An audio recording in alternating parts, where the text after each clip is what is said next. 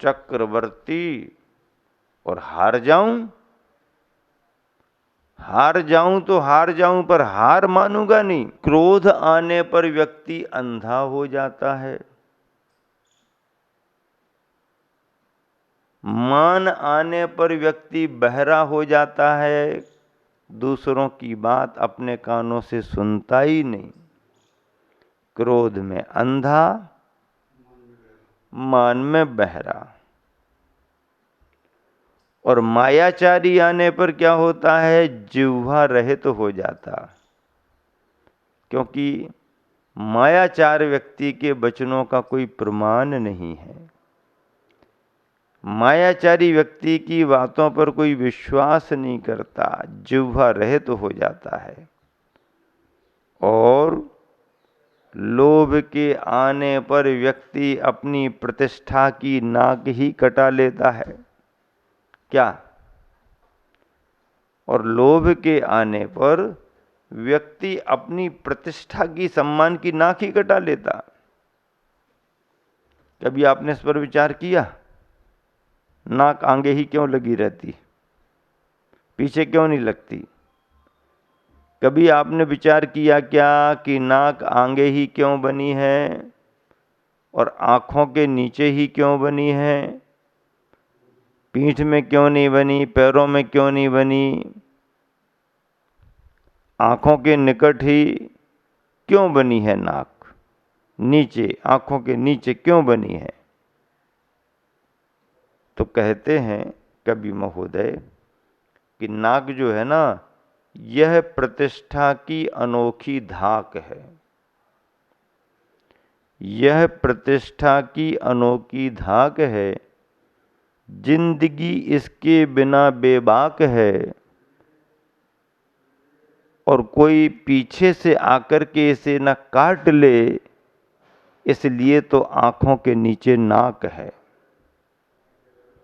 इसलिए तो आंखों के नीचे नाक है।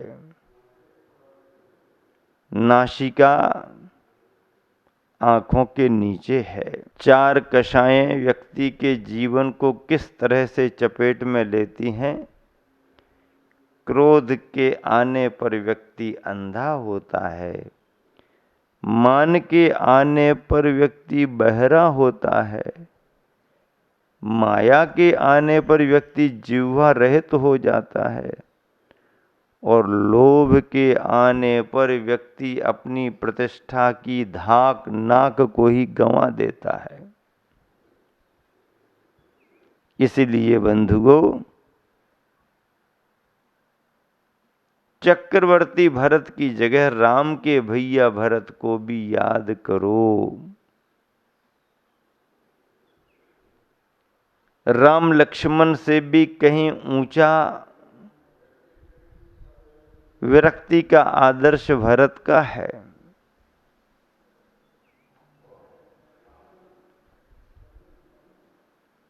लक्ष्मण का भी त्याग बड़ा है, पर श्रेय तो राम को ही मिलता है। इस तरह से कसायों की तीव्रता पर जो नियंत्रण रखता है, वह समता परिणामों को ला करके विरक्त चित्त हो सकता है। इसलिए यहां पर कहा जा रहा, भरत जी घर में बैरागी। भरत जी कहाँ बैरागी? घर में बैरागी। यह पद बहुत अच्छा लगता है, हम भी इसे कहते हैं, पर जरा ध्यान दो,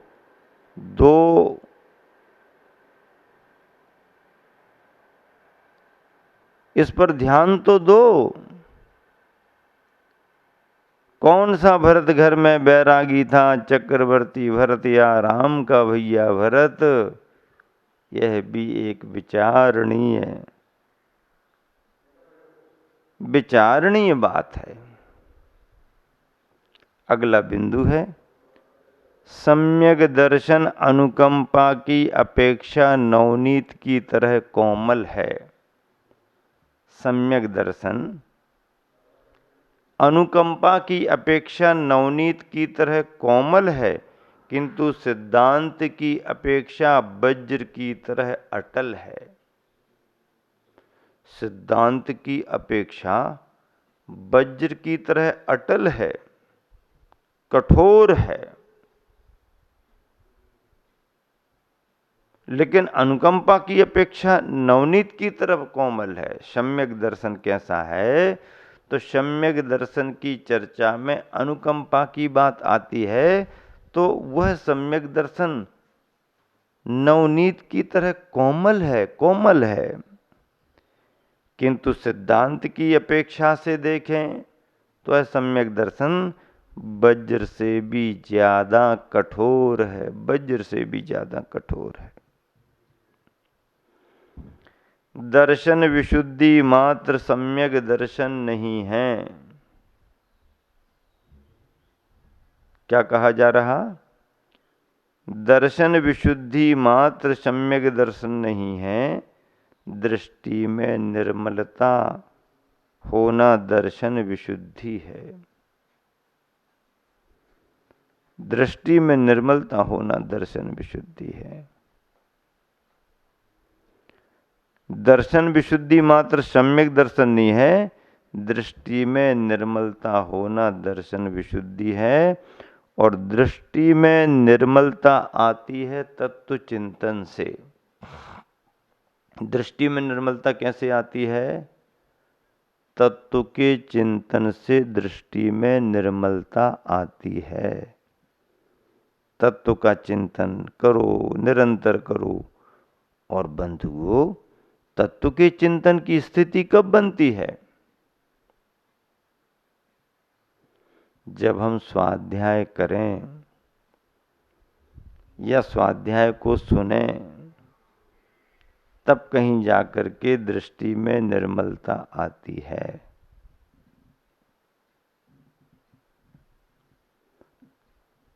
और अगला वाक्य है,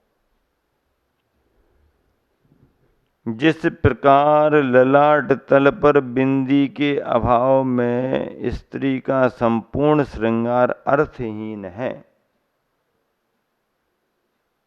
क्या कह रहे हैं? जिस प्रकार ललाट पर यानी माथे पर बिंदी के अभाव में स्त्री का संपूर्ण श्रृंगार अर्थहीन है। कितना ही श्रृंगार करे कोई, कितनी ही दर्शन विशुद्धि बढ़ाए, कितना भी कुछ करे, लेकिन जिस प्रकार ललाट पर बिंदी के अभाव में स्त्री का संपूर्ण श्रृंगार अर्थहीन है। ललाट पर बिंदी नहीं है और पूरे शरीर की साज सज्जा करो तो वो साज सज्जा आदि अधूरी मानी जाती है, शोभायमान नहीं होती। मूर्ति के ना होने पर जैसे मंदिर की कोई शोभा नहीं है। मूर्ति के ना होने पर जैसे मंदिर की कोई शोभा नहीं है, उसी प्रकार बिना संवेग के सम्यक दर्शन कार्यकारी नहीं है। उसी प्रकार बिना संवेग के सम्यक दर्शन कार्यकारी नहीं है। संवेग सम्यक दृष्टि साधक का अलंकार है। वह सारभूत योग्यता घट भर में ढलती है।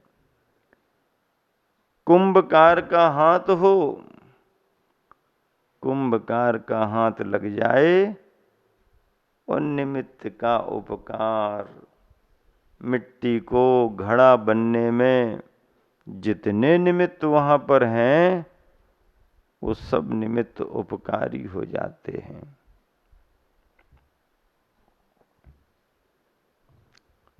योग्यता उपादान के रूप में मिट्टी की है। कुंभकार का योग है। और गुरु देशना का निमित्त। उपादान की योग्यता घट में ढलती शार, कुंभकार का हाथ हो। घड़े में किसका हाथ काम करता है? कुंभकार का हाथ काम करता है। फिर निमित्त का उपकार हो जाता है, हमारा प्रयोजन पूरा हो जाता है। संवेग सम्यक दृष्टि साधक का अलंकार कहा है। कितनी बड़ी बात कही है। कैसा उदाहरण दिया, जिस प्रकार ललाट पर बिंदी के अभाव में स्त्री का संपूर्ण श्रृंगार अर्थहीन है, मूर्ति के न होने पर जैसे मंदिर की कोई शोभा नहीं है, उसी प्रकार बिना संवेग भावना के सम्यक दर्शन कार्यकारी नहीं है।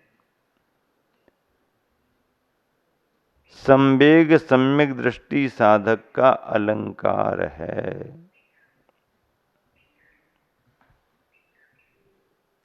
बीच बीच में दोहे भी मिल रहे हैं आपको। मिल रहे कि नहीं मिल रहे? मिल रहे हैं, दोहे मिल रहे हैं। गुरुवर के द्वारा लिखे गए दोहे हैं। आप सभी के लिए ये जो सैद्धांतिक विवेचनाएं रखी जा रही हैं, उनमें सिद्धांत की कितनी गहरी गहरी बातें हैं।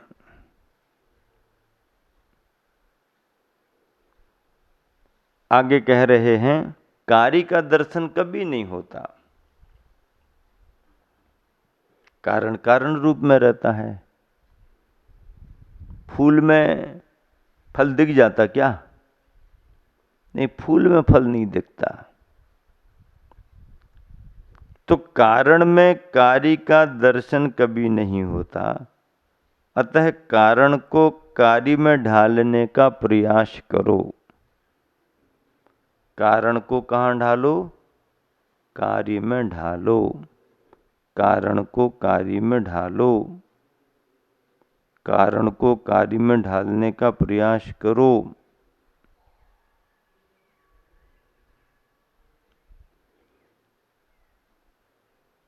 अगला बोध वाक्य है, कार्य समय यानी काल के अनुसार नहीं होता। इस कार्य की चर्चा होती है, वह कार्य समय यानी काल के अनुसार नहीं होता, किंतु भावों के अनुसार होता है। भावों के अनुसार होता है। यदि समय के अनुसार कार्य हो तो समय असंख्यात है।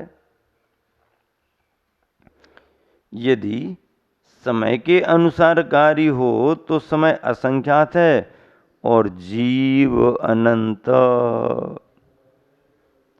समय के अनुसार यदि हम कार्य माने तो समय असंख्यात है और जीव तो अनंत हैं। फिर विरोधाभास आएगा। विरोधाभास आएगा। और आगे कह रहे हैं,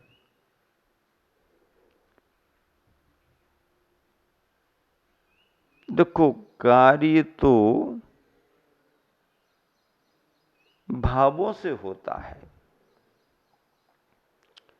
काल से कैसे होगा कार्य? काल तो हमेशा मौजूद रहता है।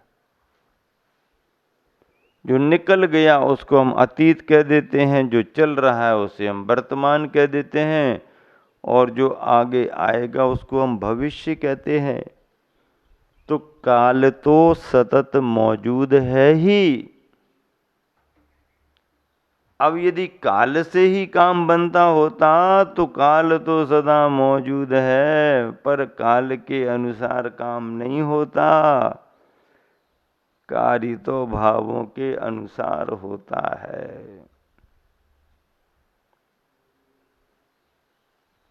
क्यों? क्योंकि यदि समय के अनुसार कार्य हो तो समय असंख्यात है। यदि अपन ये माने कि कार्य समय के अनुसार होता है तो समय तो असंख्यात है और जीव अनंत हैं। फिर असंख्यात समयों के अनुसार अनंत जीव कैसे कार्य कर पाएंगे, यह विरोधाभास दिखेगा। इसलिए अपनी धारणा को पक्की बना लेना, एकदम पक्की बनाना। धारणा कमजोर रही तो काम बनने वाला नहीं। संसार के लोग तो धारणा को कमजोर करते हैं।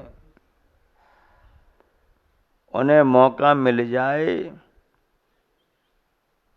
तो सलाह दे दे करके लोगों की धारणा कमजोर कर देते हैं। इसलिए अपनी पक्की धारणा बनाओ, पक्की पक्की पक्की धारणा बनाओ कि मोक्ष जब भी होगा काल के कारण मोक्ष नहीं होगा।